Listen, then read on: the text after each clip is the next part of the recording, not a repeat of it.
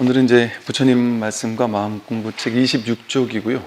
옛 것을 너무 좋아하지도 말고 새 것에 너무 매혹당하지 말라. 사라져가는 자에 대해 너무 슬퍼할 필요도 없고 새롭게 다가와 유혹하는 자에게 사로잡혀서도 안 된다. 이것이 바로 탐욕이며 거센 경류이며 불안초조 근심 걱정이며 건너기 어려운 저 욕망의 늪이다.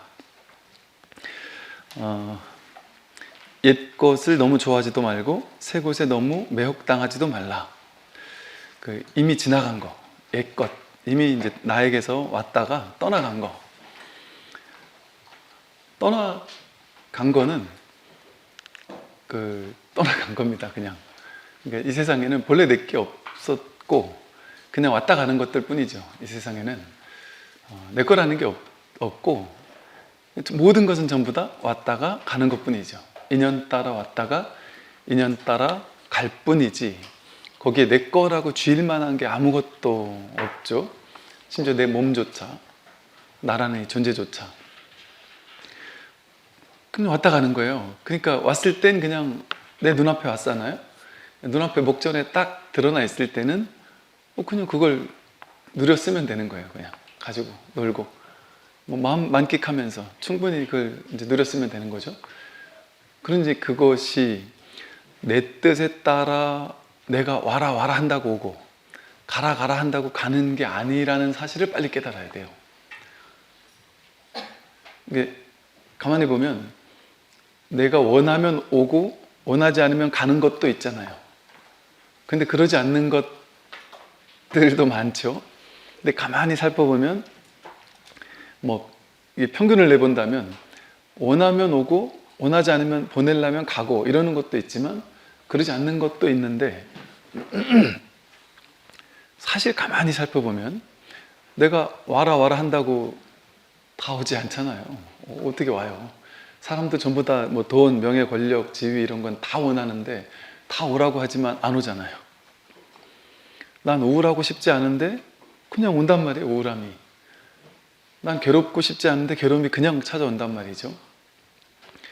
그 삶은 내 뜻대로 오고 내 뜻대로 가는 게 아니라 삶 자체의 인연법 따라 그냥 지가 알아서 올 때가 되면 오고 이 법계가 알아서 갈 때가 되면 가는 거예요.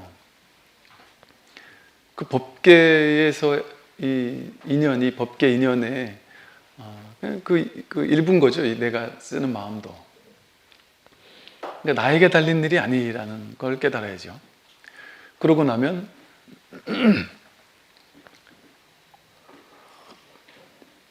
원하더라도 이제 과도하게 취하려 하지 않고 온 것은 인연 따라 왔구나. 정말 감사한 일이다. 그리고 그냥 쓰면 돼요. 왔을 때는. 근데 이게 언제까지 절대 나에게서 떠나가면 안 돼. 내 재산 절대 나에게서 떠나가면 안 돼. 이러지만 떠나갈 때가 되면 그냥 훅 떠나간단 말이죠. 내 의견 묻지 않고. 올 때가 되면 내가 노력해서 잘 됐지 이러지만 노력한다고 잘 되나요? 이 주변 인연이나 환경이나 사람들이나 조건이 받쳐주지 않으면 내가 죽도록 노력해도 안 될 건 안 된단 말이죠.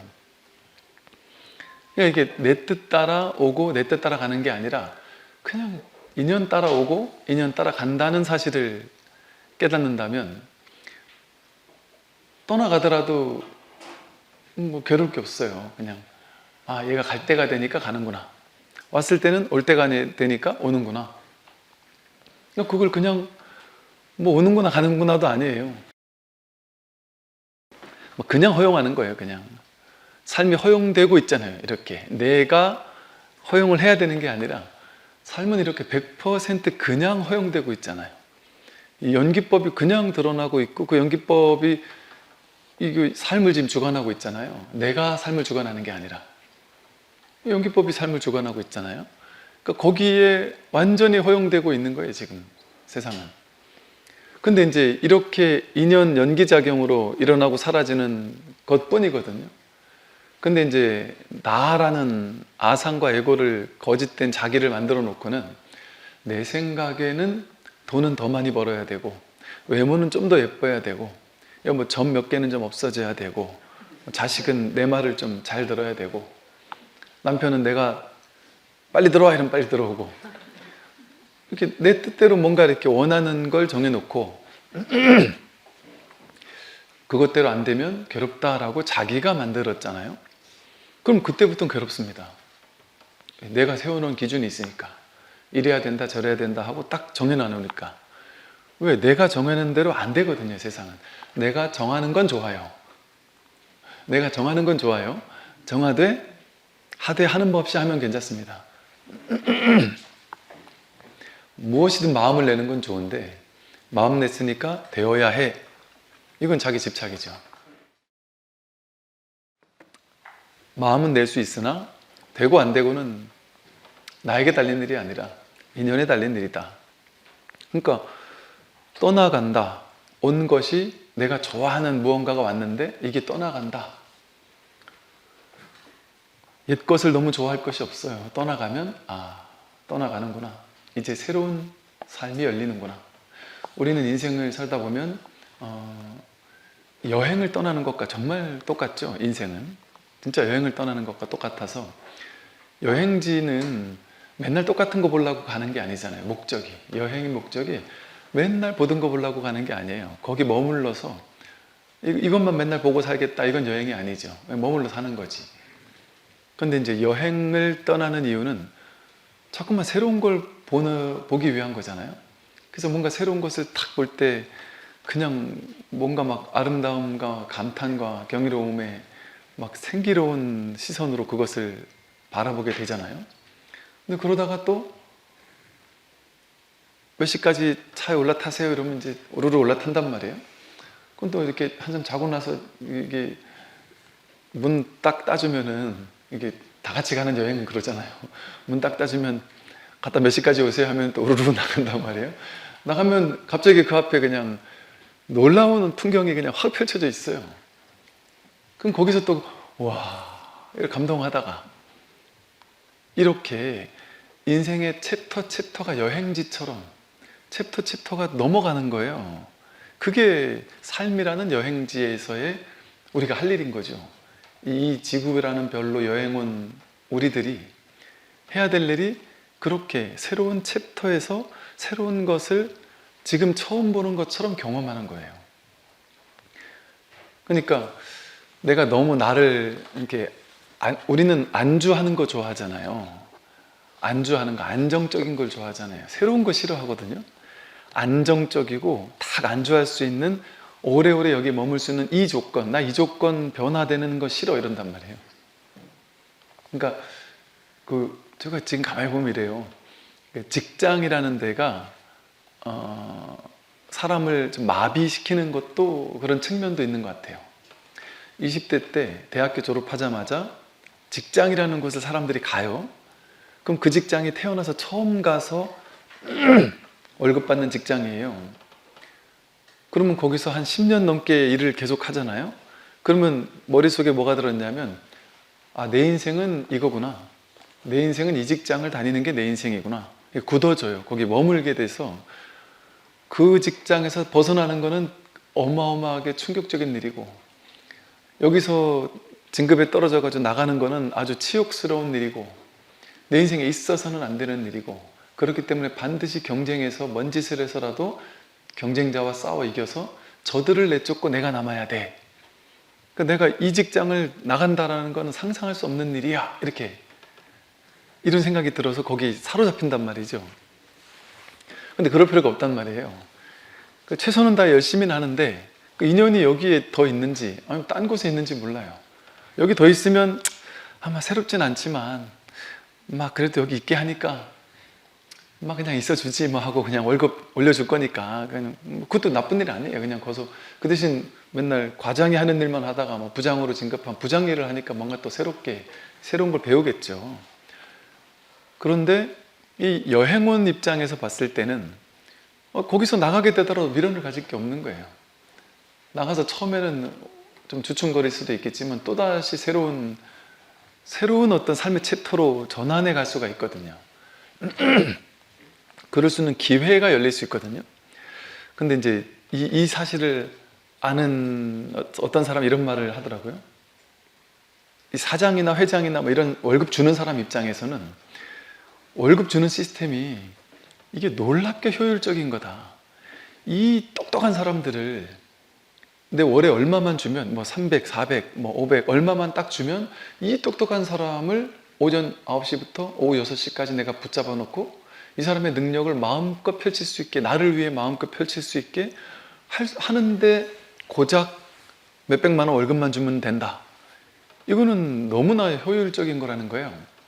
옛날에 그런 노동력을 내가 가져다 쓰려면 전쟁을 일으켜가지고 그 사람들을 노예로 끄집어 와가지고 노예가 도망가면 어쩌나 하고 막 온갖 시스템을 만들고 그 노예들을 묶어두는 사람들을 또 고용해가지고 돈 주고 사서 만들고 뭐 예를 들면 이런 엄청난 그 일들이 필요했는데 이게 너무 이게 쉽게 말하면 이제 고용자들은 안다는 거죠.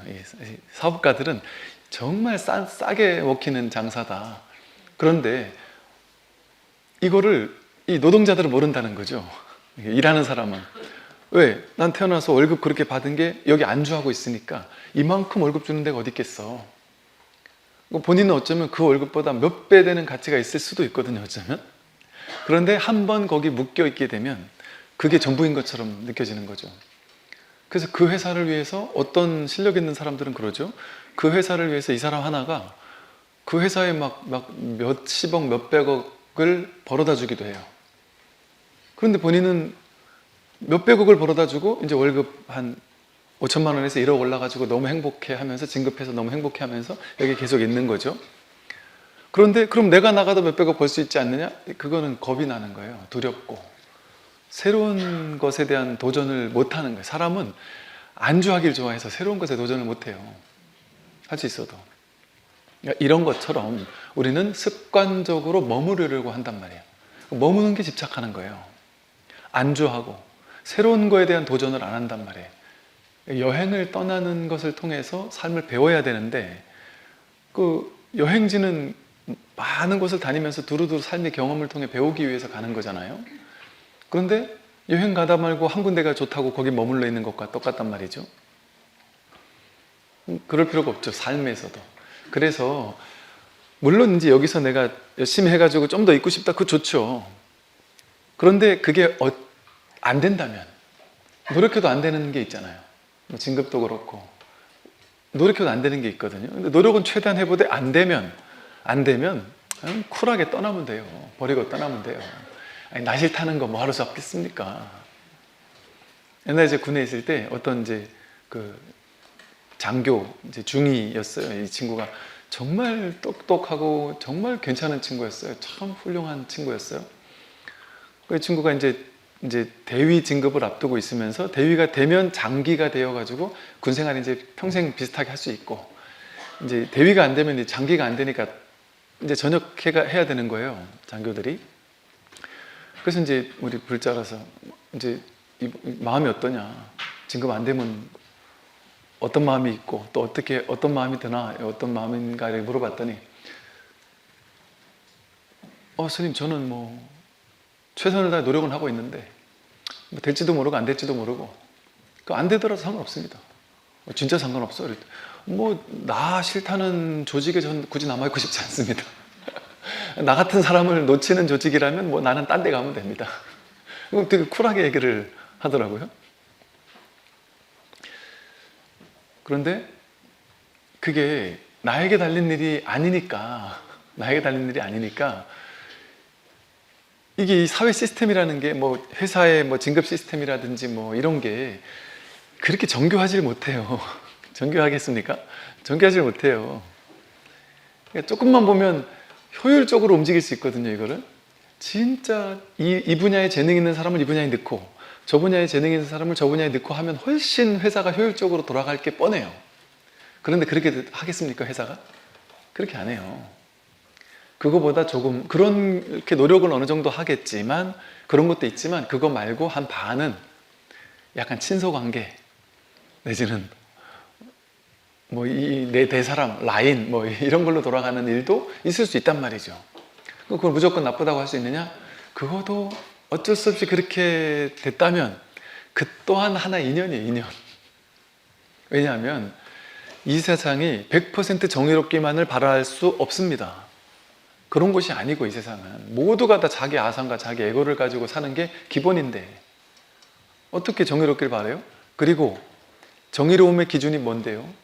자기에게 정의로운 것과 저 사람에게 정의로운 건 다른 거예요. 자기에게 올바른 것과 저 사람에게 올바른 건 다르단 말이에요. 나는 나만 보이니까 내가 나를 써야 되를 생각하지만 다른 사람은 능력은 그래 너가 있어. 그런데 저 사람은 훨씬 이런 사람이 있거든요. 업무 능력은 정말 별 일이 없는데 희한하게 영업을 잘하는 사람이 있어요. 뭐 업무 같은 건 머리가 없는데 영업을 잘하는 사람이 있고 또 그런 머리는 없어요. 머리는 별로 안 좋은데 희한하게 번뜩이는 아이디어를 가지고 기획력이 뛰어난 사람들이 또 가끔 있어요. 또 뭐 그 이도저도 별로 없는데 뭐 엄청 꼼꼼한 사람도 있을 수 있고 근데 그 기준을 어디에 두냐에 따라서 다른 거죠. 그러니까 이 자기 생각을 가지고 나 같은 사람은 세상이 나를 알아봐야 돼. 그 자기 생각 망상이에요. 세상이 나를 왜 알아봐야 돼요? 자기가 자기를 알아보는 거지. 세상은 나를 알아볼 수도 있고 알아보지 못할 수도 있어요. 그게 다 자기 생각이거든요. 그래서 그렇게 자기 기준을 가지고 자기 생각을 가지고 뭔가를 기대하고 바랄 필요가 없습니다. 그건 자기가 있으니까 그런 일이 벌어지거든요. 그런 자기가 없으면 어떨까요? 세상은 그냥 인연 따라 왔다가 인연 따라 갑니다. 그뿐이에요. 인연 따라 오고 인연 따라 가요. 정교해요. 이 연기법이 정교해서 겉으로 봤을 땐 좀 억울한 일이나 좀 짜증스러운 일이나 세상에 정말 못마땅한 일도 다 연기법의 일환이에요. 그게. 그래서 그 인과응보는 다 받으니까 걱정 안 해도 된단 말이에요. 우리가 지금 태어났으니까 막 뭔가 뭐 정치인 분들이나 국가에서 뭐 좀만 잘못해도 우리가 막 노발대발 하면서 이럴 수 있느냐라면서 막 싸우잖아요.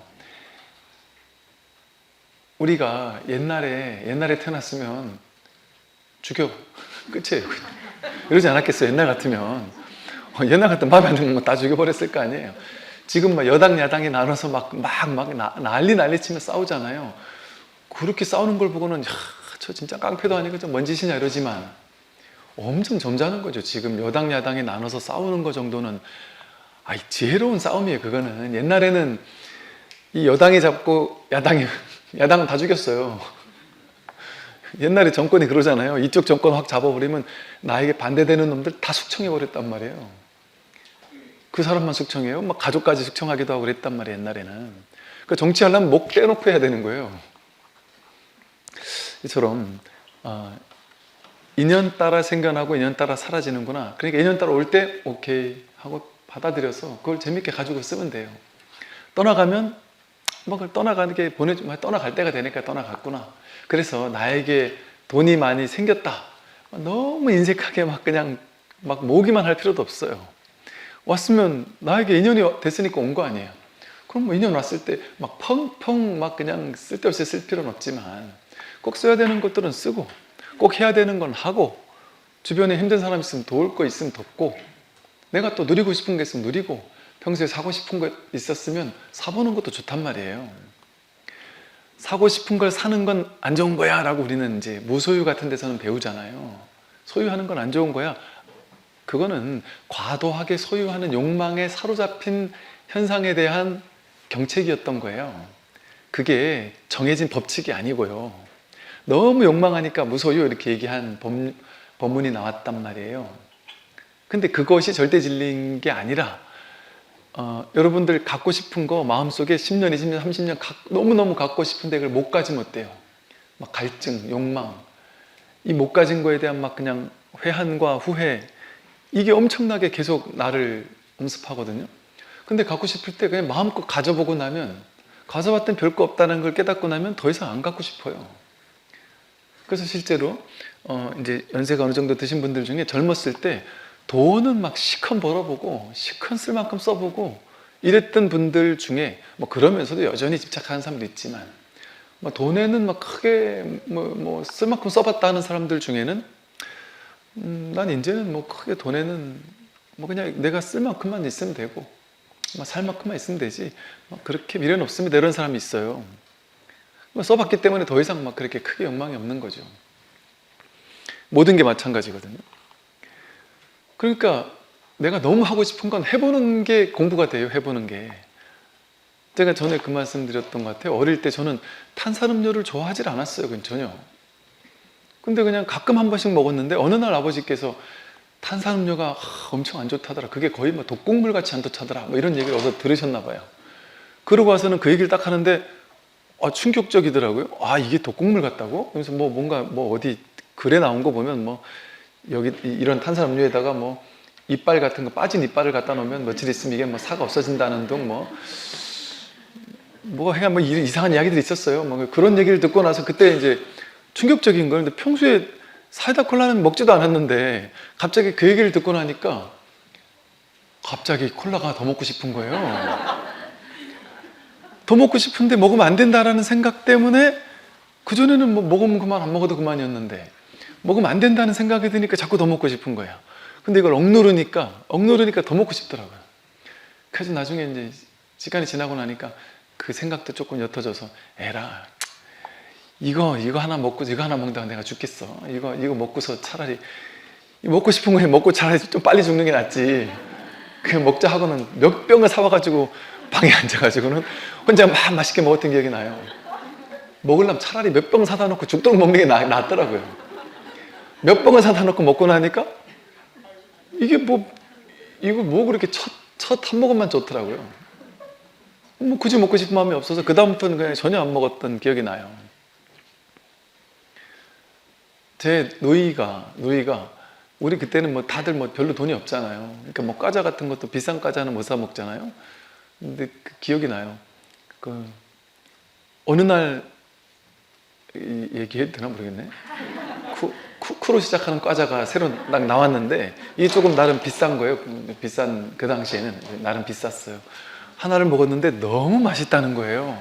뭐 꿈에도 생각이 난대요. 너무 생각이 나는데 몇 날 며칠을. 그러다 어느 날 그냥 그거를 몇 상자를 사다가 그냥 막 시컷 먹고 나서는 또 끊어버렸어요. 그러니까 사람이 그럴 수 있단 말이죠.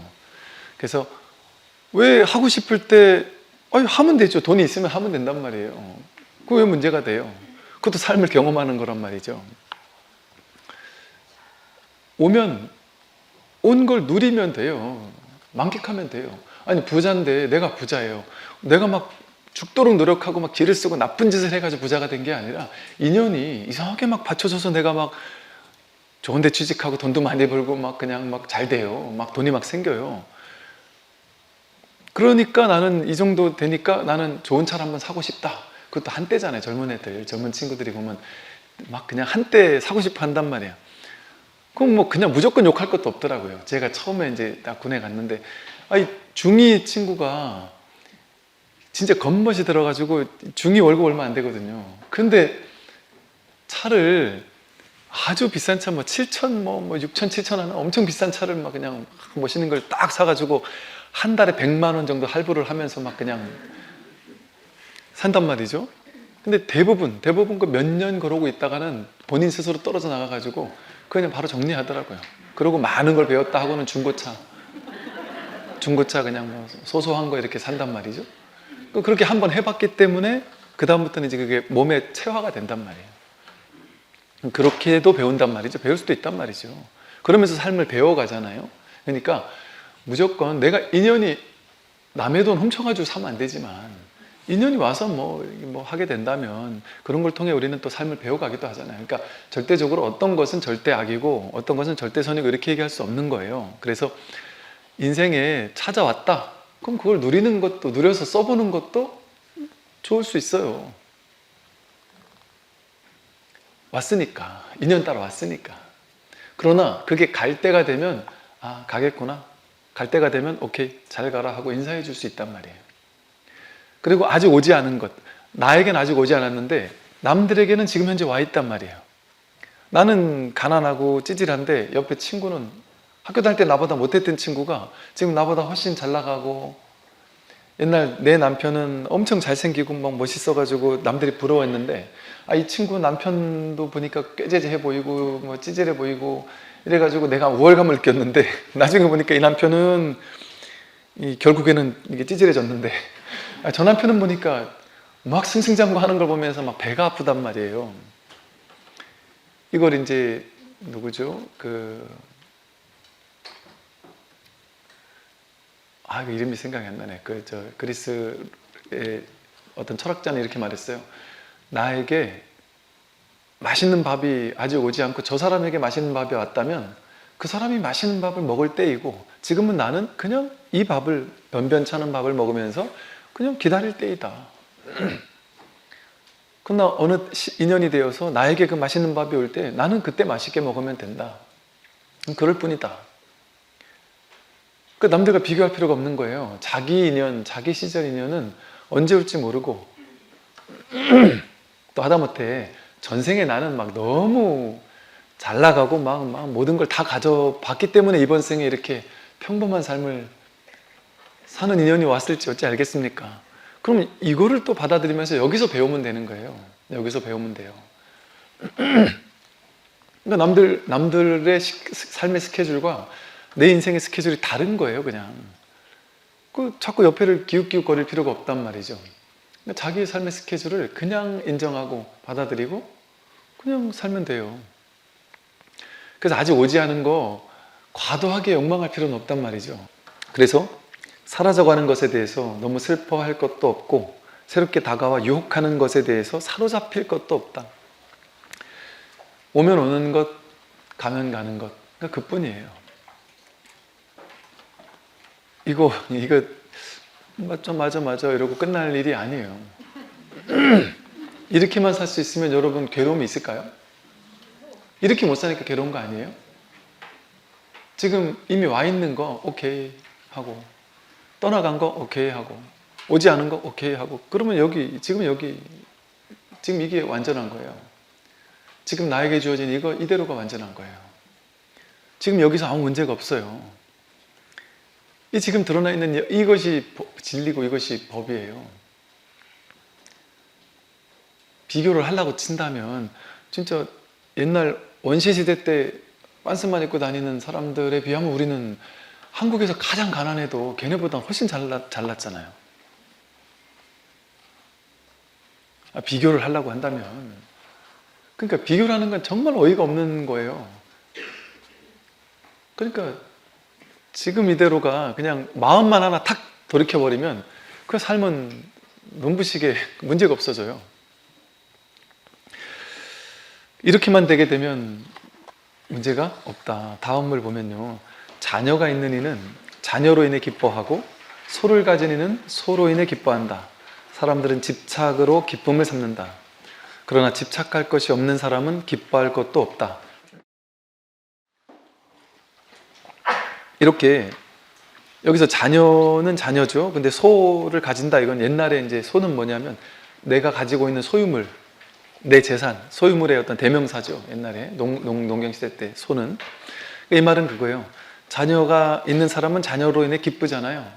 그리고 재산이 있거나 뭐 내 사업체가 있거나 내가 소유물이 많은 사람은 그걸로, 내 집이 있는 사람, 내 차가 있는 사람은 그걸로 인해 기뻐요. 그래서 내가 가지는 소유물, 그걸로 인해 기쁨으로 삼아요. 집착할 게 없는 사람, 내가 가진 게 없는 사람은 기뻐할 것도 없잖아요. 근데 그런 측면이 끝이 아니라 반대되는 측면이 있어요. 뭐냐면 자녀가 있는 이는 자녀로 인해 기쁘기도 하지만 자녀가 있는 사람은 자녀로 인해 근심하죠. 재산을 가진 이는 재산으로 인해 근심해요. 돈이 많은 사람은 그 돈으로 인해 근심해요. 집이 있는 사람은 집으로 인해 근심해요. 집값이 올라갈 때는 기쁘다가 집값이 떨어질 때는 근심하고, 자식이 말 잘 듣고 뭔가 성적 좋을 때는 기쁘다가 말 안 듣고 성적 나쁠 때는 근심한단 말이죠. 사람들이 집착하는 것은 마침내 근심이 된다. 집착할 것이 없는 사람은 근심할 것도 없다. 내가 내 것이다 하고 이렇게 소유하려고 하는 것, 소유했을 때 기쁘기도 하지만 이게 나를 괴롭게 만든단 말이에요. 그러면은 어떻게 하면 될까요? 그 소유하라는 얘기일까요? 소유하지 말아야 되는 얘기일까요? 소유하는 게 기쁘기도 한데 소유하는 게 나를 근심하게 만들면 어떻게 하면 되냐면 소유해서 기쁜 건 가지고 소유가 나를 근심하게 만들 만한 씨앗은 없애버리면 되잖아요. 어떻게 하면 될까요? 소유하되 소유하는 바 없이 소유하면 돼요. 하되 함이 없이 하면 돼요. 이게 응무수주 이생기심, 머무는 바 없이 마음을 내는 거예요. 집착하는 바 없이 그것을 가지는 거예요. 그럼 둘 다 하는 거잖아요. 그럼 아무 문제가 없어요. 그러면 집착하는 바 없이 가지면 가지도록 최선을 다해 노력은 해요. 근데 집착이 없으니까 노력했는데 결과가 좋아요. 그럼 오케이, 신난다 이러고 좋아해요. 가진 걸로 인해 기뻐요. 그런데 이게 내게 아니라 임시로 인연 따라 온 거니까 난 노력은 하되 안 되면 안 되는구나, 내게 아니구나 하니까 안 된다고 해서 괴로울 게 없죠. 난 돈을 벌고 싶지만 돈이 안 벌려요. 그럼 인연 따라 안 벌리는구나, 나한테 아직 돈 인연은 나는 없나 보네. 어떤 분들은 그래요. 스님 말씀처럼 저도 때를 기다렸습니다. 근데 금생엔 제 때가 안 오대요. 금생에는 물 건너간 것 같아요 하는 사람이 있을 수 있죠, 그죠? 당연히 있을 수 있어요. 그러면 진짜 나는 운이 나쁜 사람이라서 금생엔 때가 안 온 걸까요? 그 부처님 경전에 그래서 방편으로 그렇게 얘기하는 거예요. 금생에는 제가 돈복이 없나 봐요. 전생에 얼마나 돈복이 많았으면 그걸 너무 펑펑 돈복을 써봤으니까 금생에는 돈복 없는 경험을 하기 위해서, 이 경험을 통해 삶의 지혜를 수확하거든요. 그러니까 우리들가 그러잖아요. 삶을 경험할 때 보면 많을 때, 풍요로울 때도 삶을 뭔가 배우는 게 있죠. 풍요로워 본 사람은 막 돈 하지 않아요. 마음에 여유가 생길 수도 있어요. 나중에 돈이 없어져도 괜찮아 이럴 수도 있단 말이죠. 또 너무 없을 때도 삶의 지혜를 수확해요. 너무 없을 때는 아끼고 살아야 되겠구나. 또 너무 없는 걸 보고서는 없는 사람들을 무시하지 않게 되고, 다양한 경험을 통해, 양극단의 경험을 통해서 삶의 지혜를 중도적으로 수확할 수 있거든요. 그래서 간단해요. 다 한다. 집착하는 거 다 가져도 좋고 소유물 마음껏 가지고 소유하려고 애써도 좋다. 상관이 없다니까요. 부처님께서 그게 나쁜 거였으면은 장자들에게, 장자는 지금 말한 경영인들이에요. 돈 버는 사람들이에요.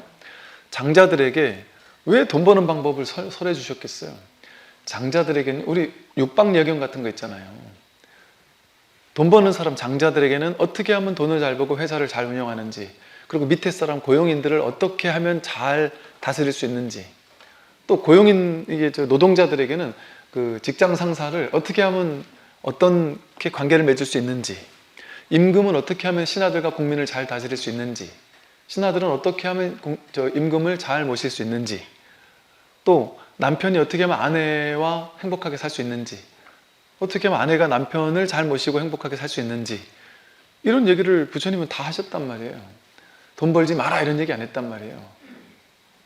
장자들에게 돈 버는 경영인들 모아놓고서는 돈은 쓸모없는 거니까 무소유해라, 그거 다 버리고 그거 하지 마라 이렇게 하지 않았단 말이에요. 경영인들에게는 지혜롭게 돈을 벌 수 있는 방법을 알려줬단 말이에요. 그러니까 이걸 불교는 다 하지 말라는 게 아니에요. 왜 그러냐면요, 여러분 그러니까 이게 선사 스님들이 하는 말이 이게 딱 맞는 말인 게, 이 법에 안목이 있으면 하룻밤에 황금 만냥을 써도 상관하지 않는다, 이런 말이 뭐냐면, 여러분들이 수천억을 가지든 하나도 없든 상관없다니까요. 수천억을 가진들 그게 진짜 내 건가요? 인연 따라 인연이 그냥 잠시 나에게 온 거예요. 인연이 그 역할을 감당해야 되는 사람은, 내가 인연이 태어났더니 삼성전자 사장 아들이에요. 그럼 내 인연은 그냥 돈 많은 거예요. 그럼 무소유한다고 해서 그거 버려야 되는 게 아니란 말이에요. 최선을 다해서 삼성전자를 키워가지고 한국 경제가 돌아가도록 해줘야 된단 말이에요. 그 나쁜 놈입니까? 훌륭하신 분이죠. 그걸 나쁘다고 하지 않는단 말이에요. 불교는 경영인들을 나쁘다고 생각하지 않는단 말이에요. 과도하게 인연을 거스르려고 하는 집착, 욕망, 그걸 문제 삼는 거예요, 불교는. 그러니까 인연 따라 자연스럽게 오는 거는 오케이. 그걸 마음껏 누려 쓰는 걸 통해 삶의 지혜를 수확하면 돼요. 그러나 집착하지 않고 언제 떠나갈지 모르고 떠나갈 때 오케이, 떠나가도록 해준단 말이에요. 이렇게만 하면 된단 말이죠. 그래서 삶에 무엇이든 마음 나는 대로 마음껏 소유하고 노력해서 세상을 열심히 산단 말이에요.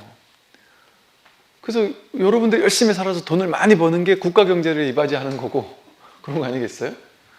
그렇게 사는 거단 말이죠. 다만 내가 마음 내면 반드시 될 수 있을 거라는 집착을 내려놓고 될 수도 있고 안 될 수도 있어. 나는 몰라. 알 수 없다. 모를 뿐.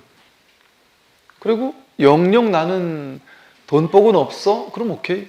난 금생에는 뭐 돈복 없는 대로 살자. 돈복이 없으면 장점이 있죠. 돈복이 없으면 장점 반드시 있어요. 그걸 본인이 장점이라고 생각을 못하면 이제 어쩔 수 없겠지만, 돈에 에너지를 많이 쓰는 사람은 돈의 에너지를, 마음을 많이 쓰느라고 딴 거에 신경을 못 쓰고 살겠죠. 근데 돈에 신경을 딱 쓰지 않게 된다면 어떨까요? 훨씬 그 마음을 다른 쪽으로 쓸 수 있는 공간이 훨씬 많아지죠. 훨씬 할 수 있는 것들이 많아질 수 있어요. 근데 어느 하나에 사로잡히면 그거에 에너지 쓰느라고 다른 가능성이 다 껴버리거든요. 그래서 이렇게 그 자녀가 있는 이 소유를 하고 있는 것은 소유하는 걸로 인해 기쁘되, 소유하는 것 때문에 괴롭지 않기 위해서는 하되 하는 법 없이 하면 됩니다. 집착하는 법 없이 하면 됩니다.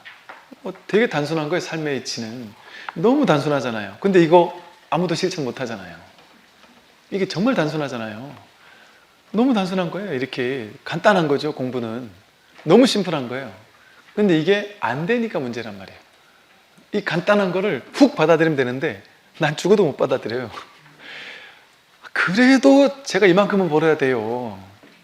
그래도 제가 여기 서울 살다 보니까 스님 저 뭐 강원도 사셨다면서요. 저도 강원도 살면 그게 되겠는데 제가 여기 서울 한복판 살다 보니까 옆집 사람들하고 비교가 되니까 사람들이 나를 무시해요. 무시 안 당하려는 마음으로 살려는 사람은 괴로워요. 그 상대방 마음인데 그걸 왜 내가 신경 써요? 그 사람 마음들 내가 신경 다 쓰고 살면 내 마음 신경 쓰기도 지금 버거워 죽겠는데 남들 마음까지 어떻게 우리가 신경 쓰고 살아요? 걔가 날 신경 쓰든 말든 그건 네 마음이니까 네 알아서 해라. 부처님 그러고 사셨잖아요. 부처님이 얼마나 욕 많이 먹으셨는데요. 여러분 부처님만큼 욕 먹었을까요? 부처님만큼 여러분이 질투와 시기를 당했을까요? 부처님이 너무 시기 질투를 당하느라고 죽이려고까지 했잖아요. 옛날에는요 도인이 나타나면 죽였다니까요. 경쟁자들이, 외도들이, 같은 동종업계 수행자들이 죽인다니까요. 너무 잘난 진짜 부처가 나타나면. 실제 그런 일이 많았죠. 육조 스님도 죽이려고 쫓아온 사람들이 많았잖아요. 부처님도 엄청나게 죽임을 당할 뻔했어요. 그 옛날 같은 가능했죠. 그래서 이런 법문이 불교 경전에 많이 나와요. 욕심과 욕망, 집착에 대해서 경계하는 말들. 우리가 있는 그대로 그냥, 그러니까 욕심이라는 말은 여기서 뭐냐면, 여기 이제 이거부터 읽어보죠. 욕심은 더럽기가 똥덩이 같고 밑 빠진 그릇 같으며, 더럽기가 똥덩이 같아서 욕심을 과도하게 하는 건 진짜 똥만큼 더러운 일이고, 밑 빠진 그릇 같아서 아무리 욕심을 채우고 또 채워도 절대 만족이 안 되죠. 계속 더 많은 걸 원한단 말이에요. 무섭기가 독사와 같고, 잔뜩 욕심이 있는 사람들 눈동자만 보면 그 눈동자에 막 그냥 욕심이 그냥 잔뜩 독사처럼 이렇게 있죠. 원숭이 같아 위험하다. 원숭이는 뭐냐면 막 잠시도 가만히 있지 않는 거예요. 막 이리저리 날뛰면서 끊임없이 막 깨깨깨거리고 막 여기저기 날뛰면서 마음이 가만히 있지 못하는 거예요. 그 욕심 충족하기 위해서 잠시도 쉬지 못하고 늘 긴장하고. 햇볕에 녹는 눈처럼 허망하게 그지없다. 햇볕이 참 내려치면 눈이 그냥 확 금방 녹아내리듯이 이 과도한 욕심과 욕망은 이렇게 허망하단 말이죠. 욕심은 예리한 칼날 위에 묻어있는 꿀과 같아서 꿀을 빨아먹으려고 꿀을 빨아먹으면 혓바닥이 쭉 칼에 찔린단 말이에요. 욕심이라는 칼에 자기가 찔려요. 화려한 화장실에 칠해진 단청 같아서 화장실 단청, 오색 단청을 아무리 예쁘게 해놔도 거기 옛날 푸세식 화장실에 단청을 예쁘게 해놨는데 또 한 번 딱 넣어버리면 이 똥국물이 다 튀어가지고 단청이 다 더러워질 거 아니겠어요? 꾹꾹이 단청이 뭔 필요가 있겠습니까? 화려한 병에 담긴 추한 물건 같으며 물거품처럼 허망하여 견고하지 못하다.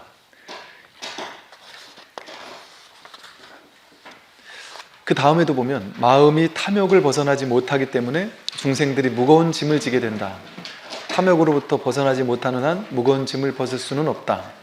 짐을 지는 것은 세상 사람들의 병이요 짐을 벗어버리는 것은 최상의 즐거움이니 무거운 짐을 버릴지언정 새 짐을 만들지 말라 이랬어요. 이번 챕터에서 보면 이렇게 욕심과 욕망, 집착에 대한 이야기가 끊임없이 나오고 있는데 이것을 이제 앞에 말씀드렸듯이 오해하면 안 된단 말이에요. 욕심을 아예 돈 벌려고 하는 에너지조차 없는 상태, 무기력한 상태, 그냥 아무것도 안 하고 집에서 놀고 먹는 상태, 이런 게으른 상태와 혼동해서는 안 되는 거예요.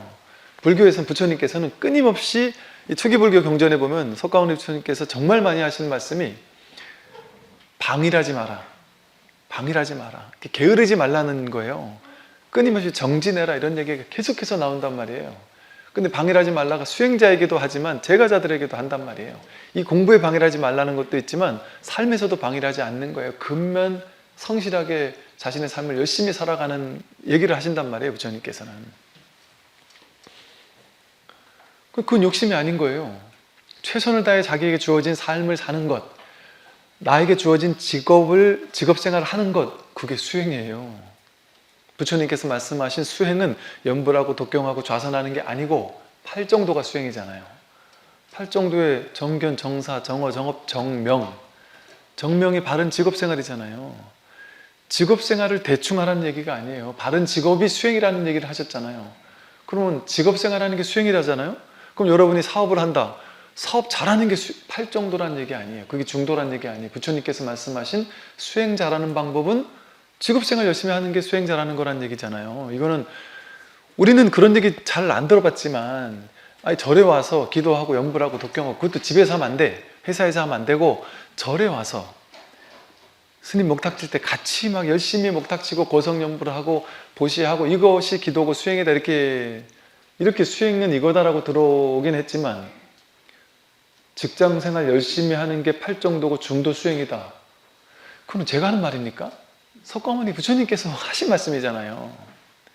석가모니 부처님은 이게 절에만 있는 수행을 얘기하지 않았고요. 절에서 연불하고 독경하고 좌선만 수행이라고 얘기를 전혀 안 했단 말이에요. 바른 안목을 갖춘 다음에는 부처님 어떻게 바른 안목을 갖춰요? 부처님은 뭘 했어요? 제가자들이 바른 안목을 갖출 수 있도록 끊임없이 법을 설하셨어요. 평생 길 위를 다니면서 법을 설하셨어요. 그거밖에 안 했잖아요. 부처님 평생 길 위를 다니면서 사람 만날 때마다 앉으세요 해서 연불하고 목탁도 드리고 독경하고 진언하고 다라니하고 같이 기도하고 백일 기도하고 이거 했습니까? 부처님은 평생 길 위를 걸으면서 만나는 사람마다 법문했단 말이에요. 그렇게 해서 안목을 키워줬어요. 안목이 뭐냐면 바른 견해, 정견을 심어줬단 말이에요. 정견이 생기고 나면 사람들이 어떻게 바뀌느냐? 정사유, 바른 생각, 바른 사유를 하게 되어서 정어정업, 바른 말을 하게 되고 바른 행동을 하게 돼요. 바른 행동, 바른 삶을 살게 돼요. 이렇게 신구의 삼업이 청정해진단 말이에요. 바르게 된단 말이죠. 그러면 직업생활이 바르게 될 수밖에 없단 말이에요. 그게 수행이에요. 그게 수행. 그게 먼저 나오고 그 다음에 이제 정정, 정념, 정정진 이런 게 나오잖아요. 이게 먼저라니까요. 이게 자기 삶이 바로 공부라고 삶이 바로 중도 수행을 하는 수행처라니까요. 직장이 수행하는 곳인 거예요, 직장이. 그래서 정명, 내가 회사를 경영한다, 뭐 식당을 경영한다, 아니면 내가 어디 알바를 한다, 무엇을 하더라도 그거에 최선을 다하는 게 정명이에요. 내가 하는 직업생활을 최선을 다해서 하는 거예요. 내일처럼. 왜? 이게 왜 내일이냐 하면, 아니 사장님 일이고 나는 알바생인데요? 이 문제가 아니라, 바른 안목을 갖추게 되면 이것만 나라는 생각이 없어요. 사장님이 나고, 이 일이 나고, 연기법이 나고, 이 삶 전체가 통으로 이 우주법계 전체가 통으로 자기란 말이에요. 내가 이 일을 하는 게 요 일 하나라는 게 아니에요. 일 알바하는 게 내가 돈 벌자고 지금 요거 하는 게 아니고요. 나는 식당 알바를 하면서 그릇 하나 닦는 걸 통해서 이 세상, 이 우주법계 전체는 마치 거대한 공장에서 수만 개의 톱니바퀴가 전부 다 연결되어 있는 것처럼, 그러면 전원을 딱 넣어주면 톱니바퀴 하나가 움직이면서 전체 톱니바퀴가 같이 돌아가잖아요. 근데 그 수만 개 톱니바퀴 중에 하나만 빠져도 톱니바퀴가 멈추잖아요. 내가 그런 존재라니까요. 그러니까 이 톱니바퀴 하나인 것 같지만 사실은 전체인 거예요, 내가.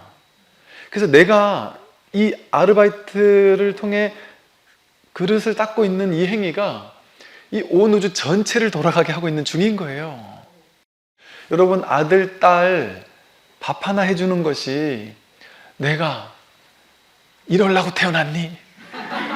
니네들 맨날 이거 열심히 해주면은 이놈들은 고맙단 말도 안 하고 맛있단 말도 안 하고 그냥 한 모금 먹지도 않고서 그냥 다 먹었어요 하고 뛰쳐나가가지고 짜증스러운 이런 일 하려고 내가, 이거 하루 이틀도 아니고 말이지, 내가 로베트 기계도 아니고 이 짓 하려고 내가 태어났나 하고 중생의 마음으로는, 중생심으로는 이게 난주하니까 내가 고작 요 일을 하고 있으니까 여기 어이없는 일 같단 말이에요. 그러면서 TV를 보면은 막 대통령, 뭐 정치인, 무슨 대기업 회장, 뭐 무슨 작가, 뭐 영향력을 가지고 있는 뭐 이런 사람들 보면 대단해 보인단 말이에요.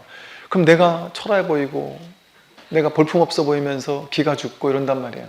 그런데 이거 기가 죽은 티는 내기 싫어요.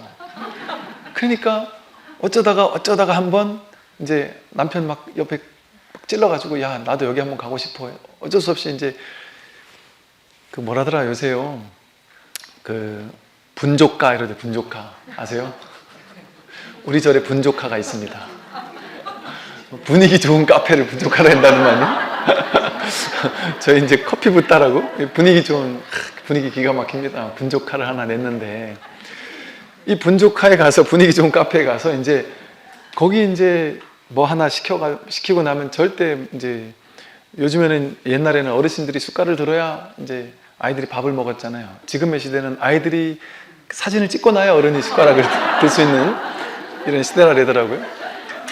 그래서 거기서 이제 사진 하나 찍는 거예요. 그러고 나서 이제 세상 SNS에 다 올리면서, 세상 행복한 표정으로 SNS에 다 올리면서 많은 사람들에게 봐라, 나 이런 사람이다, 나 이렇게 행복하다, 이걸 이제 티내고 싶단 말이에요. 그래서 나의 이 질투심을 감추고 싶단 말이에요.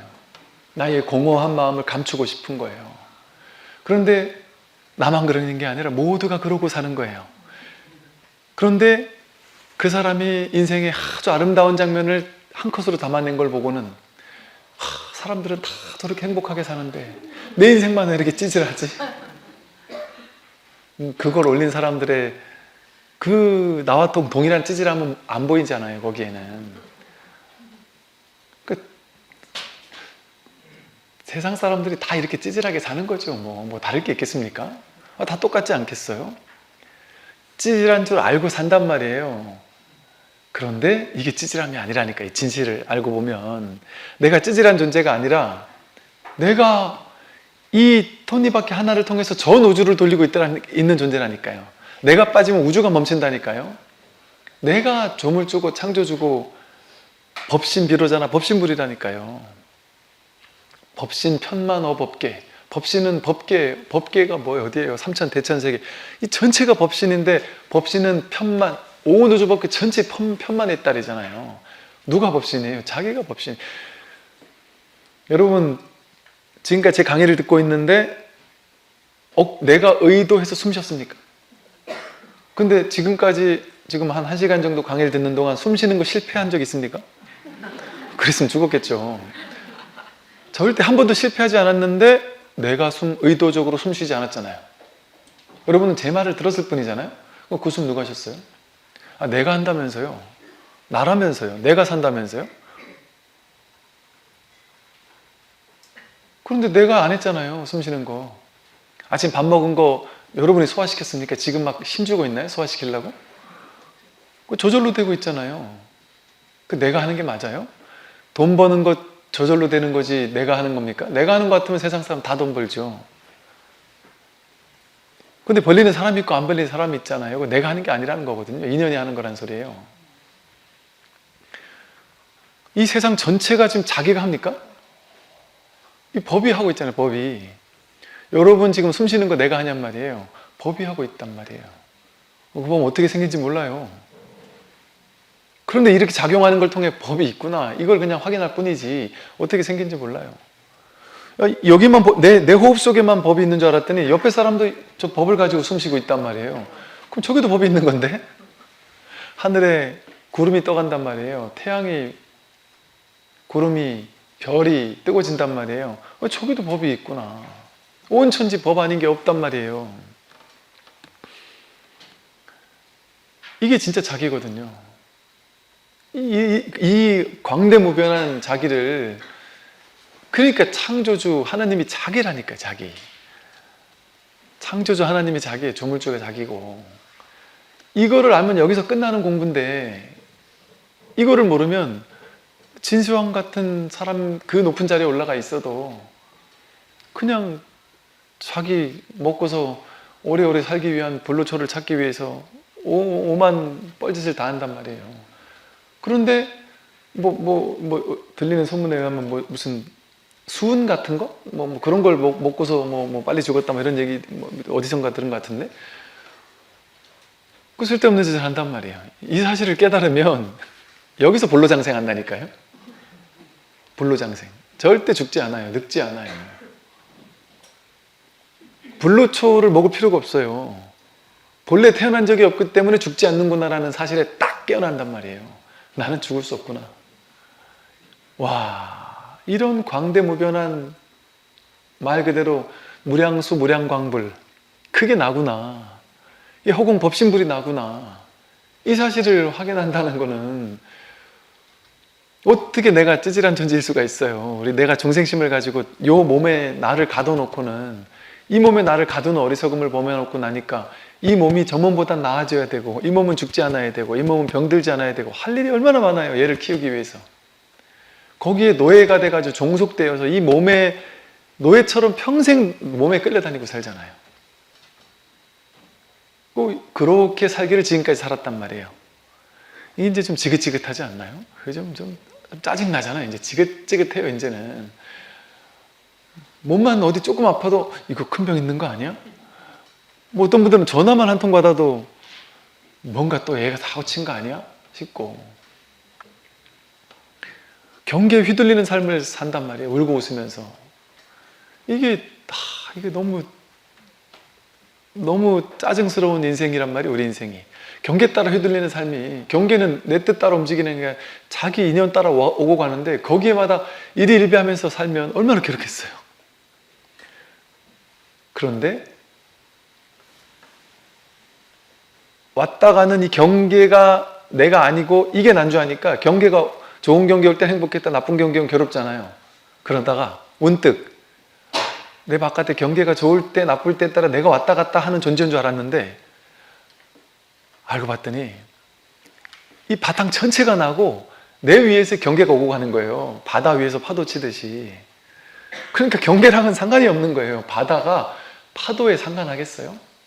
파도들 지네끼리는 이제 큰 파도 작은 파도가, 야, 닌 조그맣지 난 크다, 니는 모양이 안 이쁘네, 난 모양이 이쁘다, 나는 부자인데 넌 가난하구나, 이러고 파도들끼리 니나 하며 싸우는 거지. 바다는 그런 생각이 있단 말이에요. 바다로 깨어나는 거예요. 바다로 깨어나는 거. 예고로 살다가.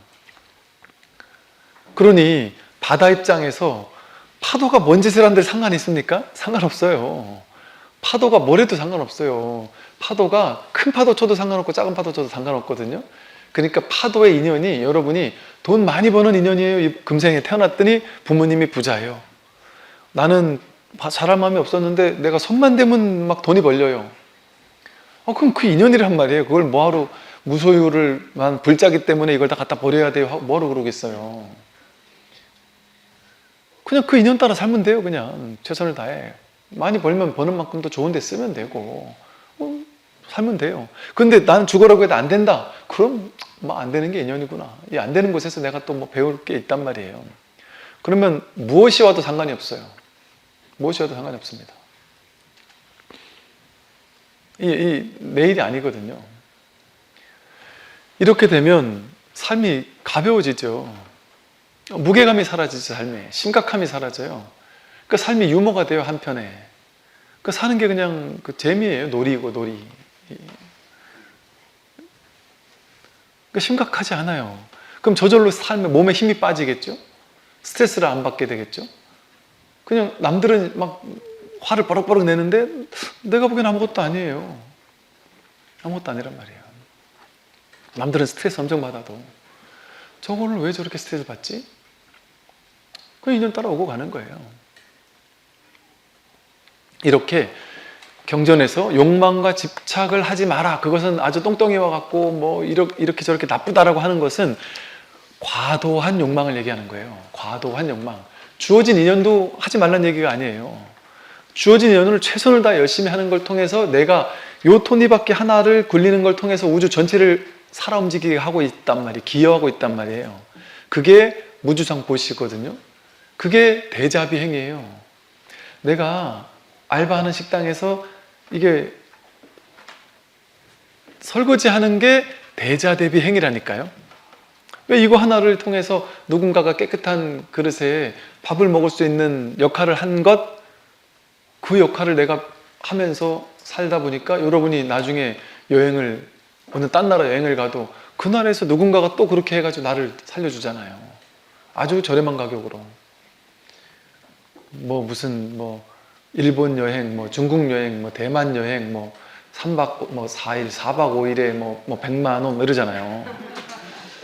그럼 여러분이 비행기 만들어 가지고 거기까지 가서 그 식당 만들어 가지고 뭐 고기 잡아 가지고 그걸 음식 해 먹고 오려고 생각해 보세요. 돈으로 따지면 그게 100만 원 가지고 되겠어요?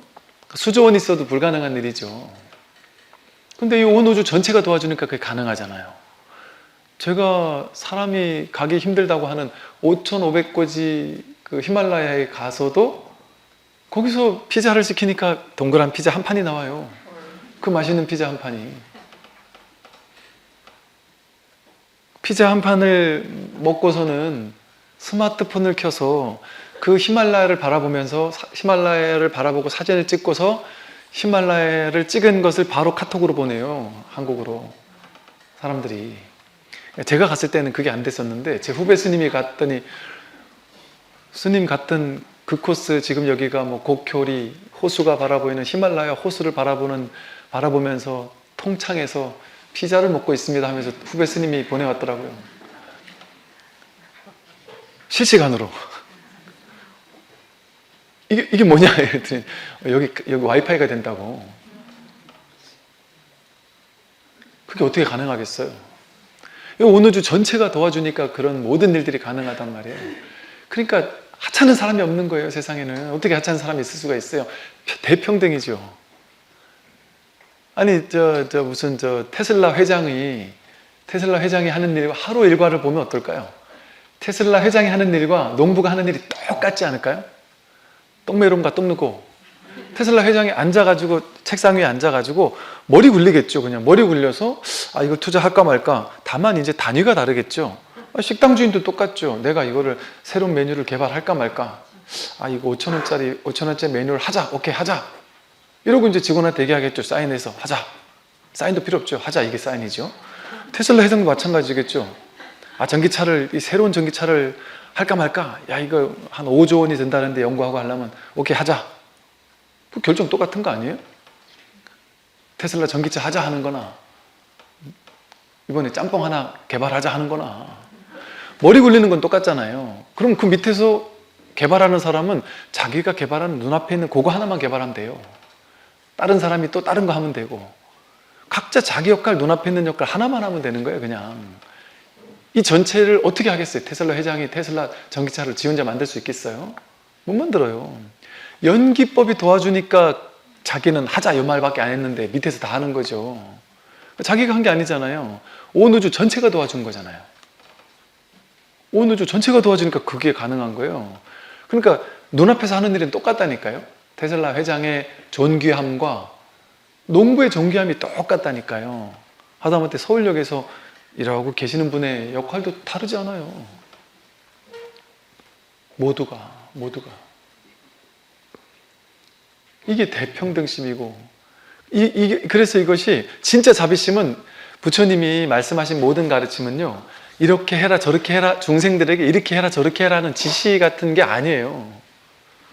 근원에서는 부처님께서 깨달아 보니까 이렇더라 저렇더라 하는 말이에요. 그냥 깨달아 보니까 이렇더라. 마음을 관해라, 윗바사나 해라 이 소리 아니에요.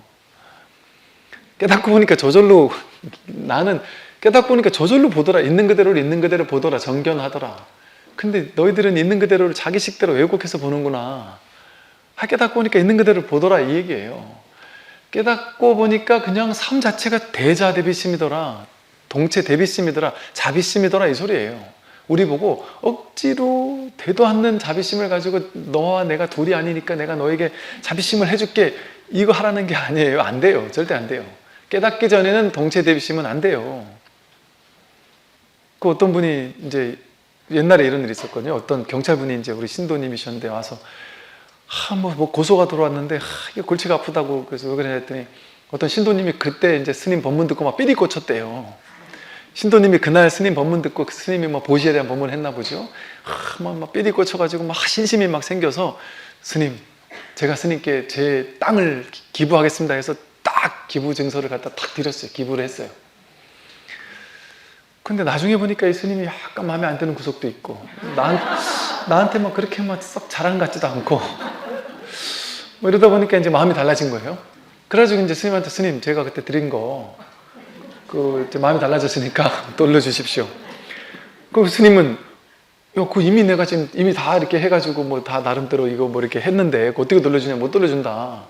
그럼 반이라도 달라 하니까 못한다. 그럼 뭐 고소를 해버린 거예요. 가지고 막 그 경찰분이 그 얘기를 하면서 그 스님하고 막 그 얘기를 하시다가, 그 경찰이 스님하고 얘기를 하다가 스님한테 둘이서 이렇게 얘기할 때 스님한테 법문을 해드렸대요. 공부한 걸 가지고, 스님 막 기차조차하고 이 마음 공부를 하는 게, 불교라는 게 참 스님 이런 거 아니겠습니까? 그러니까 스님 그냥 이렇게 돌려드리시면 어떻겠습니까? 뭐 저렇게까지 저러는데 이게 있어도 없어도 이게 뭐 인연 따라 보고 가는 건데 하면서, 자기 생각해보니까 내가 뭔 짓을 했나, 내가 지금 스님한테 그런 얘기를 했더라고요. 그래서 저는 그래요. 보시를 해도 과하게 하지 마세요. 그래요. 그런 거 많이 봤거든요. 많이 해놓고 나서 뒤에 가서 후회해요. 본인이 나중에 가서 후회할 만한 일은 하지 마셔요. 그냥 소화할 만큼만 하시면 돼요. 이 정도 그냥 했다 했는데 잊어버릴 수 있을 만큼 하시면 돼요. 그냥. 근데 뒤에 가서 나중에 가서 후회돼가지고 또 가서 또 달라리기도 또 이것도 주저분하잖아요. 그러니까 이게 여건 되는 만큼 하는 게 좋아요. 막 무리해서 막 굳이 할 필요도 없는 것 같고. 근데 이게 뭐가 진짜 보시냐면, 부처님이 깨닫고 나니까 삶 자체가 동체 대비심이라는 거예요. 여러분이 직장 생활하는 거, 그게 동체 대비심의 구현인 거예요. 현현인 거예요. 내가 이게 설거지 하나 하는 게 동체 대비심이에요. 왜? 이거 하나를 통해 사람들을 톱니바퀴가 돌아가서 무수히 많은 사람들을 연기적으로 돕고 있잖아요. 내가 한 음식을 누군가가 계속 먹고 있잖아요. 내가 하는 어떤 일, 이 작은 하나의 일을 통해서 이 세상 사람들을 살리는 데 도움 주고 있잖아요. 그게 어떻게 크고 작은 게 있겠어요? 사실 크고 작기로 말하면 뭐 테슬라 회장이 하는 역할이나 농부가 밥하는 역할이나, 아니 밥 먹는 게 더 근원적인 거 아니에요? 차야 타고 가면 빨리 가는 거고 안 타고 가면 늦게 가는 거고, 뭐 아니면 이런 거지. 밥은 안 먹으면 끝나는 거잖아요. 그러니까 농부가 훨씬 더 귀할 수도 있죠. 그러니까 이게 사실은 본질적으로 귀천이 없는 거예요, 이거는. 그냥 불구부정 이러잖아요. 더러운 것도 없고 깨끗한 것도 없고 높은 것도 없고 낮은 것도 없는 거예요. 그러니까 알고 보니까, 깨닫고 보니까 자비를 실천해라가 아니구나. 본래 삶 자체가 무한자비였구나. 존재 자체가 자비를 구현하고 있는 중인 거예요, 누구나. 그런데 자기가 이 동체대비심 모두가 하나라는 마음으로 삶을 사는 걸 통해 정명, 자신의 삶을 사는 걸 통해 직장생활하는 걸 통해 무한한 동체대비심을 구현하고 있으면서 속으로, 생각으로, 분별심으로는 나는 저놈보다 못하고 저놈은 대단한데 나는 못났고 나도 나중에 돈 많이 벌면 보시할 수 있어. 너희들은 돈이 있으니까 보시하지. 그래, 네 잘났다. 나도 돈 없으면 못하겠어? 이러면서 질투심도 느끼고 자기가 완벽한 자비심을 지금 현현에서 살고 있으면서 생각을 가지고 만들어낼 때 그런 오염이 생기잖아요. 분별심이 생깁니다. 그래서 사실은 존재 자체가 이미 깨달아 있는 거예요. 그래서 노자는 무위자연이라고 하고 불교에서도 무위법이라고 했단 말이에요. 무위, 애쓰지 않는다는 거예요. 애쓰고 노력하고 과도하게 유의 조작하지 않으면 본래 자연 그대로잖아요, 우리는. 하늘, 구름, 풀 한 폭이, 나무 한 그루, 꽃 한 송이가 자연 그대로 피고 지잖아요. 자연 그대로 뭐 애쓰고 노력하는 게 있어요. 그냥 저절로잖아요, 저절로. 배고프면 쫓아다니면서 뭐 먹고 배부르면 자고. 그런데 사실은 우리 생각을 가지고 중계방송을 하니까 그렇지, 자기 인생을 중계방송하니까 그렇지, 그것만 빼면 우리도 자연 아닙니까? 여러분도 배고프면 먹잖아요. 돈 없으면 일하러 가잖아요. 자식이 밥 달라고 하면 주고 싶으면 주잖아요. 인연 따라 추우면 껴입는단 말이에요. 자연 따라 자연의 일환으로 우리도 한 명의 자연 아닙니까? 완전한 자연이에요. 무위자연으로 우리는 본래 살고 있어요, 본래. 근데 본래 이렇게 자연스럽게 살고 있어요. 인연이, 자연이 가난하게 만들면 가난하게 살아요. 자연스럽게. 인연이, 자연이 나를 부자로 만들어주면 부자로 살아요. 마치 여름 되면 풍성한 나무가 풍성한 화려한 꽃을 피우고 이파리를 풍성하게 막 잔뜩 가지고 있다가 가을이 되면 이파리를 다 떨구듯이, 겨울이 되면 앙상한 나뭇가지만 남듯이 인연이 되면 부자가 되었다가 인연이 안 되면 또 가난해져요. 우리도 자연이에요, 그냥. 아무 문제가 없어요, 여기에는. 지금 우리가 살고 있는 이 삶이 100% 아무 문제가 없어요. 완전한 삶이에요. 삶은 이대로 완전해요. 그런데 왜 완전하지 않은 생각이 들었느냐? 중생의 분별심 때문에. 이걸 자꾸 해석하니까, 남들과 비교해서 해석하니까, 비교하면 지옥이에요, 바로. 그 비교해 놓고서는 저 사람 인생은 좋아 보이니까 나도 저렇게 되고 싶어 한단 말이에요. 그 생각이 자기를 지옥 가게 만들잖아요. 그 생각만 없으면 아무 문제 없는 인생이. 이거를 바이런 케이티는 뭐라고 표현했냐면요, 고양이가 야옹야옹 한단 말이에요. 그런데 나는 전마가 야옹야옹 하는 게 싫어. 그러면서 고양이를 데려다 놓고 평생 죽을 때까지 멍멍을 가르쳐요. 음매음매를 가르쳐요. 너 멍멍해. 멍멍해. 어제 분명히 내가 6시간을 가르쳤는데 오늘 또 야옹한단 말이에요, 얘가. 그러면 화가 나가지고 제가 나를 무시하는 것 같아요. 어제 6시간을 가르쳤는데 너가 나를 무시해도 위분수지 또 야옹이야? 소리를 버럭 지르는데 그 앞에서 또 야옹한단 말이에요. 이런 일을 우리가 하고 있는 거 아닌가요? 고양이는 야옹하는 게 완벽해요. 내가 멍멍하라고만 하지 않으면. 내가 지금 가난한 사람은 가난한 거예요. 그게 야옹이에요. 부자인 사람이 아닌 거예요. 근데 가난한 사람한테 부자가 되라고 막 하고 나면 그 다음날 돼서도 부자가 안 되고 있으면 화가 난단 말이에요. 세상이 나를 무시하나 싶고. 근데 난 그냥 야옹하는 존재인 거예요. 난 그냥 돈이 없는 존재인 거예요. 돈이 없다는 것도 자기 생각이지만, 대기업 회장에 비하면 우린 돈 없죠. 근데 아프리카에 다 죽어가는 애들에 비하면 우리는 진짜 떼부자 아니에요, 떼부자. 우리나라에서 제일 가난한 사람, 국가에서 주는 최저 무슨 뭐 받고 사는 사람도 떼부자죠. 아프리카에서 당장 먹을 밥이 없어서, 먹을 깨끗한 물이 없어서 오염된 물을 먹고 독초를 뜯어먹고 사는 애들에 비한다면 입에 먹을 것만 있어도 떼부자죠. 아니, 동사무소에 너무 힘들어 죽을 것 같다고 전화를 하면 라면이라도 갖다 준단 말이에요. 하다못해 코로나라도 걸리면 무슨 선물 산타 할아버지가 왔다 간단 말이에요. 그러니까 분별하지만 않으면 지금 나는, 고양이는 고양이로 태어난 거예요. 그걸 인정해야 돼요. 나는 나로 태어난 거예요. 지금 자기는 자기로 태어난 거예요. 자기 인연 따라. 자기 부모님을 왜 원망해요? 그 자기 없다라 자기 부모님 만난 건데. 자기 팔자를 왜 원망합니까? 자기 남편과 아내가 그때 내가 다른 판단을 했으면 그건 다 허망한 망상이에요. 고양이가 야옹하고 태어난 것처럼 나는 이 남편 만난 거예요. 인연이에요, 인연. 인연 따라 만난 거예요. 물론 인연을 바꾸는 것도 또 인연이겠지만. 그러니까 지금 아직 남편이 그렇게, 예를 들어, 그렇게 싫어서 바꾸고 싶지만 아직 안 바꾸고 있다. 그건 바꾸기 싫다는 소리예요. 아직 안 바꾸고 있다는 거는, 결정을 못 내렸다는 건 어떤 이유가 됐든. 그러니까 우리 출가할까 말까 고민하는 사람은 그럼 출가할 때가 아닌 거예요, 그냥. 스님한테 찾아와서 정말 출가하고 싶은데요. 하세요. 근데 그게 아니라 제가 이런 게 있어요. 그럼 하지 마세요. 그래도 출가하고 싶어요. 그럼 하라니까요.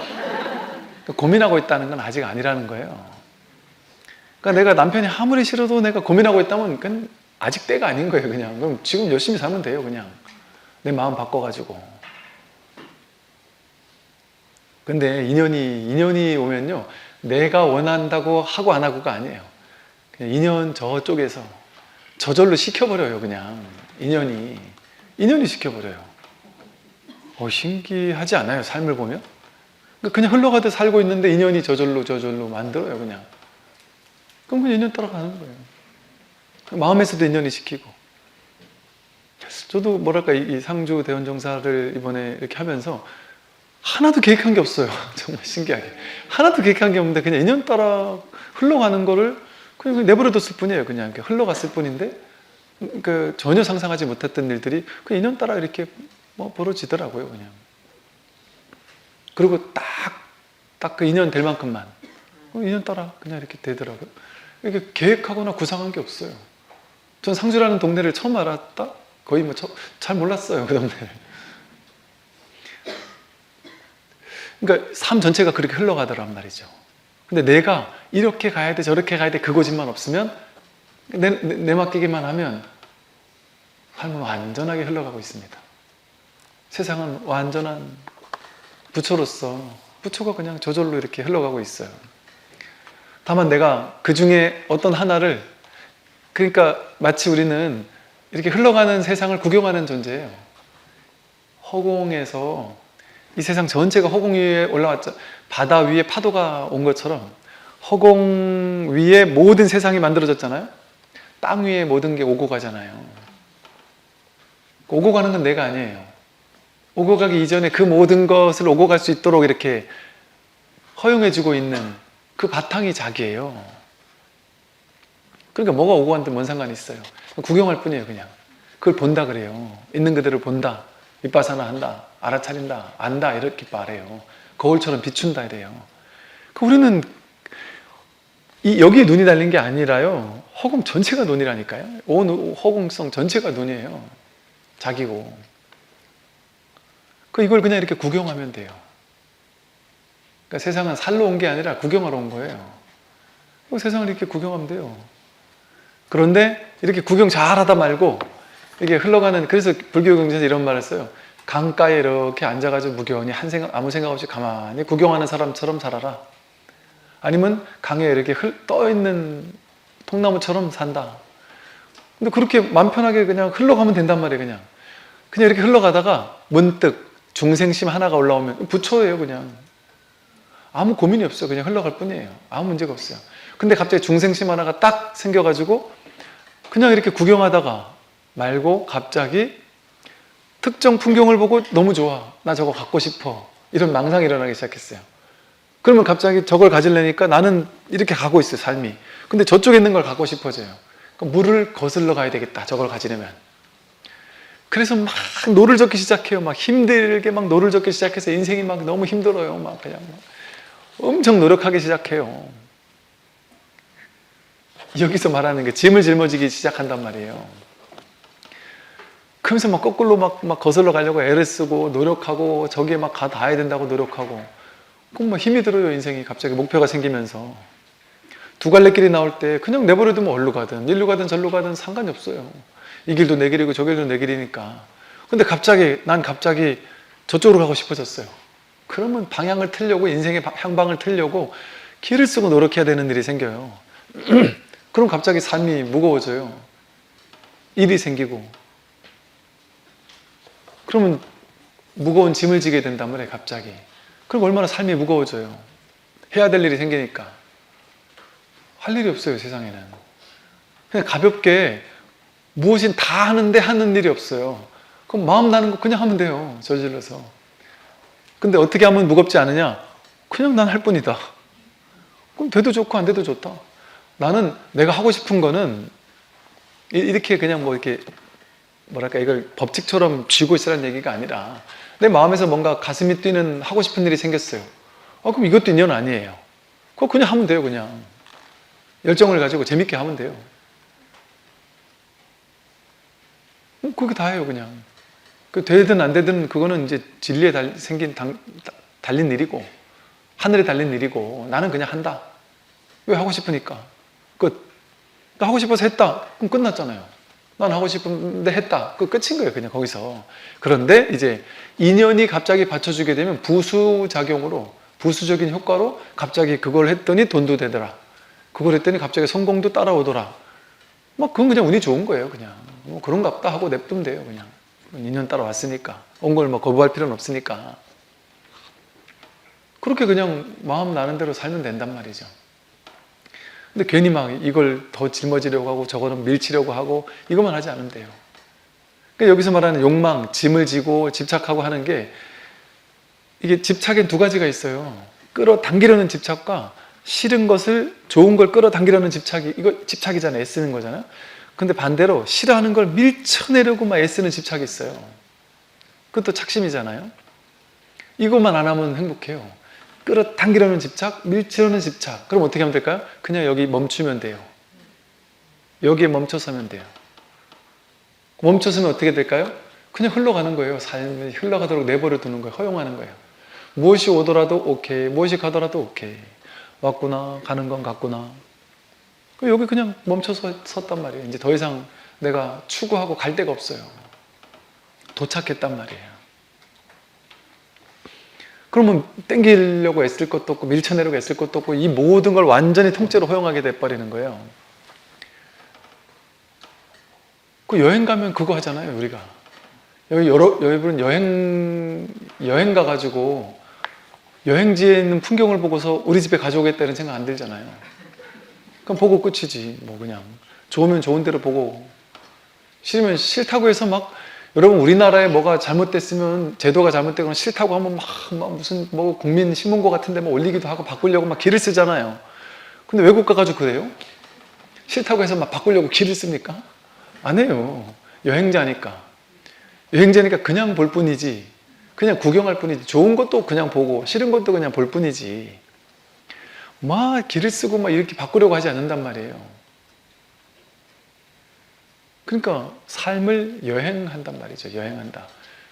그런다고 해서 예를 들어 우리나라에 뭔가 잘못된 게 있으면 바꾸기 위해서 뭐 이걸 하지 말란 얘기가 아니에요. 하고 싶으면 다 해도 좋단 말이에요. 그러나 그게 바뀔지 안 바뀔지 난 몰라. 난 내가 해준 최선을 다할 뿐이야 하고 한단 말이죠. 이렇게, 이게 짐을 벗는 즐거움이에요. 근데 우리는 계속해서 이렇게 취사간택하면서 짐을 지는 것만 익숙해 있으니까 삶이 괴로워집니다. 고통의 원인은 탐욕이다. 세상의 즐거움이란 결국 고통 아닌 것이 없다. 탐욕은 어리석은 사람이나 하는 것. 모든 고통과 근심은 바로 탐욕에서 생기는 것이다. 온갖 괴로움의 원인은 바로 탐욕이다. 중생은 생각이 어리석어 탐욕을 즐거워한다. 그러나 지혜로운 사람은 탐욕이 바로 괴로움인 줄 알기 때문에 수시로 끊어버린다. 탐욕을 욕망으로 채우려고 한다면 그것은 마치 소금물을 마셔 더욱 갈증이 심해지는 것과 같다. 그러므로 탐욕을 없앤다면 괴로움은 저절로 없어질 것이다. 이 괴로움의 원인은 이렇게 탐욕, 과도하게 탐내고 욕망하는 거죠. 있는 그대로 허용하지 않고 더 많이 가지려고 하고 또 더 많이 밀쳐내려고 하는 것, 더 많이 가지거나 밀쳐내야 된다라는 어리석은 한 생각이 일어나는 게 치심, 어리석음이거든요. 탐진치 삼독에서 치심, 내 걸 더 많이 가져야 돼 해서 욕심내는 게 탐심이에요. 그리고 또 내가 싫어하는 걸 더 많이 없애야 돼 하는 것도 탐심이에요. 좋은 걸로 바꾸려고 하는 마음도 탐심이라니까요.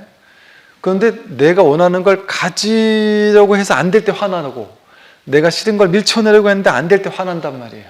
그게 진심이라면 진심, 화나는 마음, 썩내는 마음. 그 탐진치 삼독이 전부 다 나라는 아상과 애고 취사 간택에서 오는 마음작용이잖아요. 그러니까 탐진치 삼독이 곧 분별심을 얘기하는 거예요. 그래서 마음의 좋고 나쁜 것을 따지지 말라. 좋은 것에서부터 슬픔이 생기고 근심이 생기고 속박이 생겨난다. 이게 오히려 나쁜 것이 내 인생에 왔을 때는 그렇게까지 위험하진 않아요. 나쁜 거는 누구나 없애야 되는지 다 알거든요. 그래서 나쁜 것에 대한 허물을 다 알아요. 그러니까 나쁜 게 오면 어떻게든 그 나쁜 것에서 없애야 되겠다는 생각도 들고 이래서 뭐 큰 문제가 없어요. 저절로 이렇게 좀 변하기가 쉬워요. 그런데 욕망을 가질 때는 자기가 지금 잘못 가고 있다는 사실을 몰라요. 좋은 거니까, 옳은 거니까, 자기 생각 속에 이게 좋은 거고 옳은 거고 맞는 거야 라고 생각하니까 그걸 절대적으로 옳다, 맞다고 생각하는 것을 놓을 수가 없어요. 어떻게 놓아요? 이게 맞는 건데, 내가 가는 길이 올바른 길인데, 내가 가는 길이 올바른 길이야 라는 생각이 강력한 사람 있잖아요. 그리고 이런 삶이 올바른 삶이야 라는 견해가 뚜렷한 사람 있잖아요. 견해가, 자기 가치관이 뚜렷한 사람, 제일 어리석은 사람이죠. 그게 제일 어리석은 사람이에요. 그러니까 제가 그 노자를 보다 보니까 그런 얘기를 해요. 어떤 철학자가 노자와 공자를 비교해서 설명을 할 때 그런단 말이에요.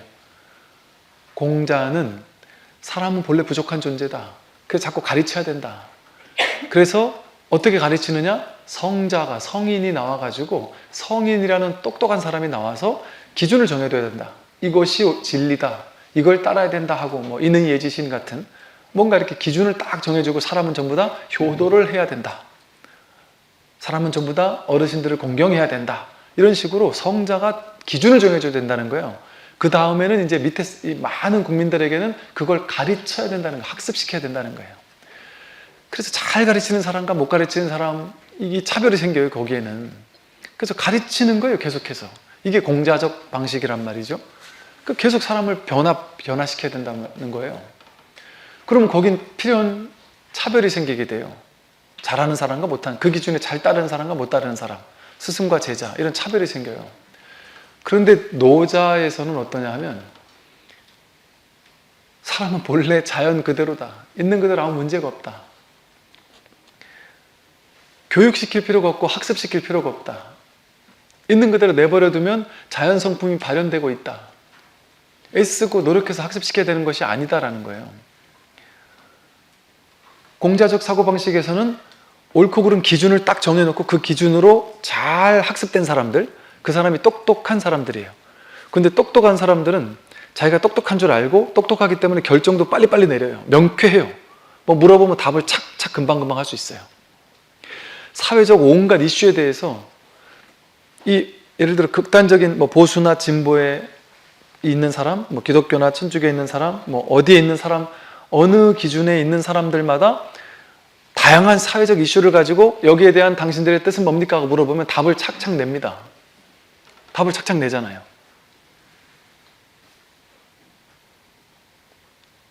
그런데 불교에서는 그 답을 착착 낼 수가 없어요. 이것이 불교적 입장입니다 하는 어떤 하나를 딱 선택할 수가 없어요.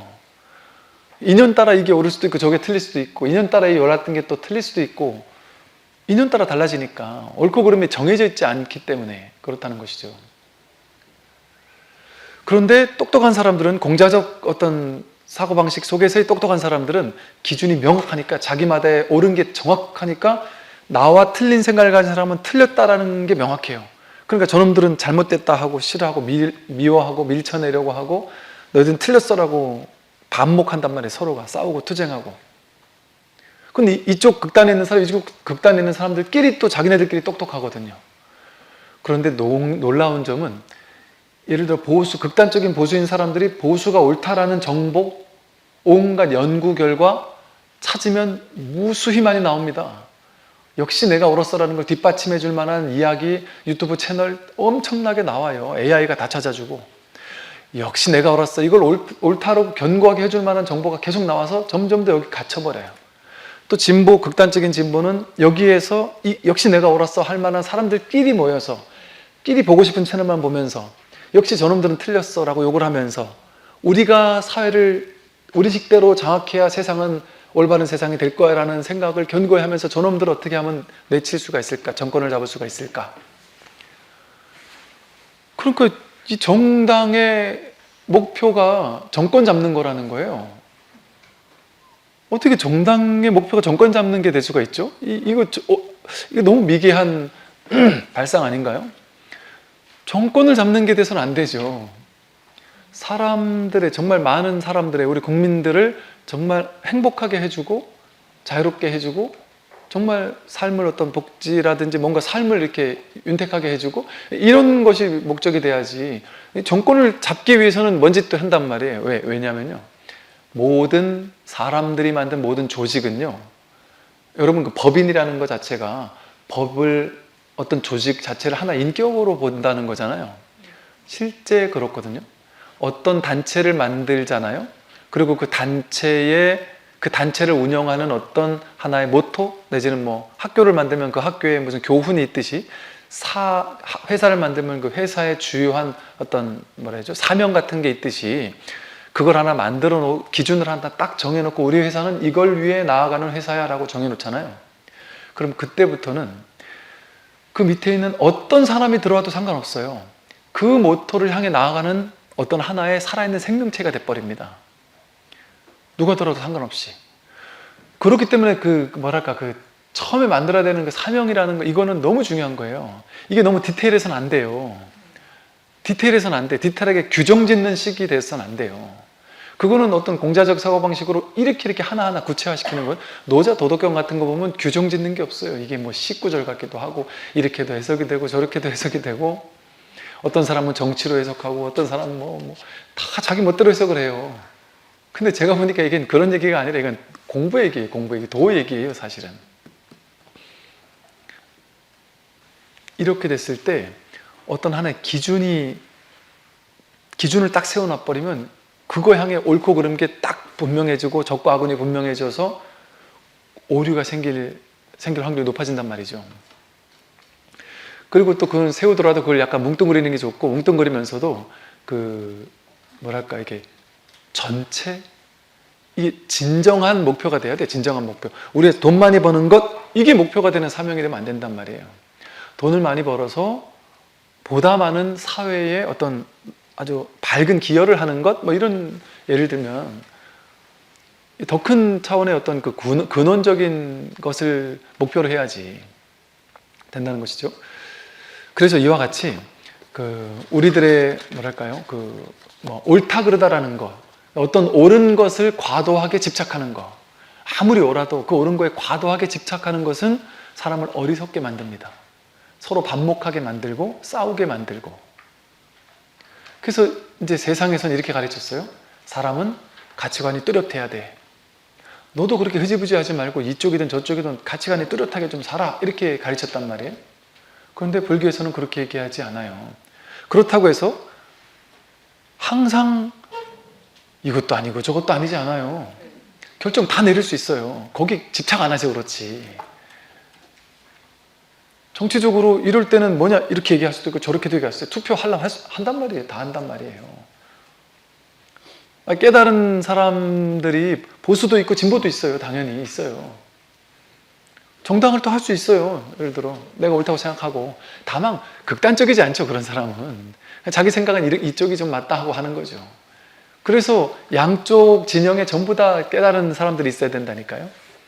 그러면 서로 대화가 되는 거예요. 이제 나는 자비심을 가지고, 동체 대비심을 가지고 이 전체 하나인 너와 내가 둘이 아닌 하나인 전체를 돕고자 하는 그 근원의 목표가 딱 있으니까 서로 대화가 되는 거예요. 너와 내가 아니다. 생각을 고집하지 않으니까 이걸 내려놓는 그 열린 마음으로 대화가 된단 말이죠. 이게 지혜로운 자세고, 이게 진짜 지혜로운 사람이거든요. 그런데 극단적으로 오른 사람은 부러져 버려요. 극단적으로 오르니까 유하지 못해요. 좀 이렇게 유해서 서로가 이렇게 좀 대화도 하고 마음을 열고 대화를 해야 되는데 그건 딱 부러진단 말이에요. 나는 죽어도 이건 양보 못해. 이거 양보하면 그때 나한테 전화해. 그 이전엔 아예 말도 꺼내지도 마. 이렇게 서로가 돼버리면 아예 대화가 안 된단 말이에요. 그게 이제 자기가 옳다는 생각 때문에 그래요. 어떻게 그게 절대적으로 옳거나 그런 게 있을 수 있겠습니까? 인연 따라 옳거나 인연 따라 그런 것이죠. 그래서 옳다라는 것에 과도하게 집착하는 것, 이게 오히려 더 큰 번뇌를 가져와요. 자기를 더 어리석게 만들기가 쉬워진다. 오늘 여기까지 말씀을 드리겠습니다. 공부하십시오.